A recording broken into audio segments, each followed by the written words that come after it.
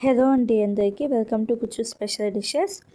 1 KG చికెన్తో full gravy వచ్చేలాగా ముక్క మెత్తగా సాఫ్ట్గా వెన్నలా కరిగిపోయేటట్టు సింపుల్ ప్రాసెస్లో ఎక్కువ హడావుడి లేకుండా ఎలా చేసుకోవాలో చూపిస్తున్నాను. చూసి మీరు కూడా ఒకసారి తప్పకుండా ట్రై చేయండి. ముందుగా 1 కేజీ చికెన్ని శుభ్రంగా కడిగి తీసుకుంటున్నాను.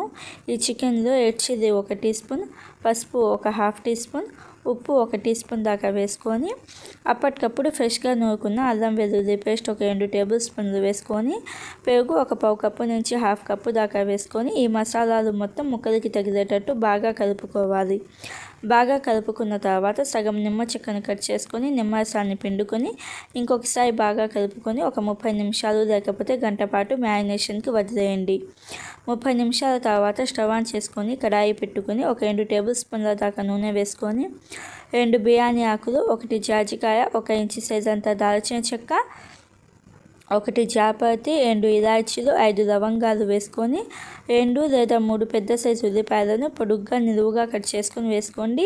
ఉల్లిపాయలను సన్నగా కట్ చేసుకొని వేసుకొని ఒకసారి బాగా కలుపుకొని పైన మూత పెట్టేసి ఉల్లిపాయలు మెత్తగా అయ్యేదాకా ఉడికించుకోండి. మంట మీడియం ఫ్లేమ్లో పెట్టేసి ఉల్లిపాయలు మెత్తగా ఉడికి ఇలాగ గోల్డెన్ కలర్కి వచ్చేదాకా వేయించుకోవాలి. ఉల్లిపాయలు ఇలాగ గోల్డెన్ కలర్కి వచ్చిన తర్వాత అల్లం వెల్లుల్లి పేస్ట్ 2 టీ స్పూన్లు వేసుకొని అల్లం వెల్లుల్లి పేస్ట్ పచ్చివాసన పోయేదాకా ఫ్రై చేసుకోవాలి. అల్లం వెల్లుల్లి పేస్ట్ పచ్చివాసన పోయిన తర్వాత పసుపు 1/2 టీ స్పూన్ వేసుకొని ఒకసారి బాగా కలుపుకోండి, సరిపోతుంది.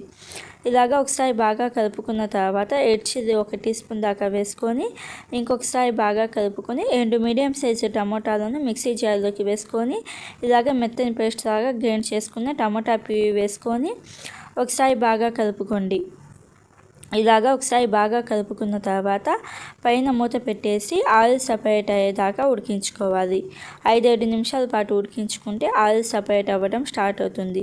ఇలాగా ఆయిల్ సపరేట్ అయినప్పుడు వేయించుకున్న జీలకర్ర పొడి 1 టీ స్పూన్, ధనియాల పొడి 1 టీ స్పూన్, ఉప్పు 1/2 టీ స్పూన్, అలాగే కస్తూరి మేతి 1 టీ స్పూన్ దాకా వేసుకొని ఒకసారి బాగా కలుపుకోండి. ఇలాగా ఒకసారి బాగా కలుపుకున్న తర్వాత పైన మూత పెట్టేసి ఆయిల్ సపరేట్ అయ్యేదాకా ఉడికించుకోవాలి. ఇలాగా ఆయిల్ సపరేట్ అవ్వడం స్టార్ట్ అయిన తర్వాత ఒకసారి బాగా కలుపుకోండి. ఒకసారి బాగా కలుపుకొని మనం మ్యారినేషన్ చేసుకున్న చికెన్ ముక్కలు ఒకసారి బాగా కలుపుకొని వేసుకోండి. ఇలాగ చికెన్ ముక్కలు కలుపుకొని వేసుకొని మనం ఉడికించుకుంటున్న గ్రేవీ అలాగే చికెన్ అనేది మొత్తం బాగా కలిసేటట్టు బాగా కలుపుకోండి.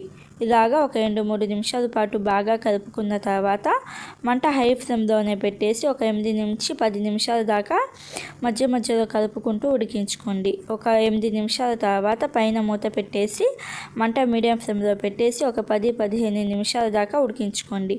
10-15 నిమిషాల తర్వాత ఒకసారి బాగా కలుపుకొని నాకు నీళ్ళు అవసరం పడలేదు, మీకు నీళ్ళు అవసరం పడితే ఈ స్టేజ్లో ఒక హాఫ్ గ్లాస్ దాకా నీళ్ళు వేసుకొని ఒకసారి బాగా కలుపుకొని పైన మూత పెట్టేసి ఆయిల్ సపరేట్ అయ్యేదాకా ఉడికించుకోండి. మధ్యలో కలుపుకుంటూ ఉండండి. అలాగే మంట అనేది మీడియం ఫ్లేమ్లో పెట్టేసి ఆయిల్ సపరేట్ అయ్యేదాకా ఉడికించుకోండి. ఇలాగా ఆయిల్ సపరేట్ అవ్వడం స్టార్ట్ అయిన తర్వాత ఒకసారి బాగా కలుపుకోండి. ఇలాగా ఒకసారి బాగా కలుపుకున్న తర్వాత 4 లేదా 5 పచ్చిమిర్చిని సన్నగా కట్ చేసుకొని వేసుకోండి. తినేటప్పుడు అక్కడక్కడ తగిలి టేస్ట్ అనేది బాగుండిద్ది. ఇలాగ పచ్చిమిర్చి వేసిన తర్వాత 1/2 కప్పు దాకా కొత్తిమీరను సన్నగా కట్ చేసుకొని వేసుకొని ఒకసారి బాగా కలుపుకోండి. ఒకసారి బాగా కలుపుకున్న తర్వాత ఉప్పు కారం సరిపోయిందో లేదో చూసుకొని ఈ స్టేజ్లో అడ్జస్ట్ చేసుకోండి. ఇలాగ ఉప్పు కారాన్ని కూడా అడ్జస్ట్ చేసుకున్న తర్వాత ఒకసారి బాగా కలుపుకొని మంట ఆఫ్ చేసేసి సర్వ్ చేసుకోవాలి. అంతే అండి, సింపుల్ ప్రాసెస్ కదా. చపాతీ, పరోటా, పుల్కా, బిర్యానీ, అన్నం, వైట్ రైస్ దేనిలోకైనా సరే కాంబినేషన్గా అదే పోయింది. తప్పకుండా ట్రై చేసి ఎలా అనిపించిందో కామెంట్లో చెప్పండి.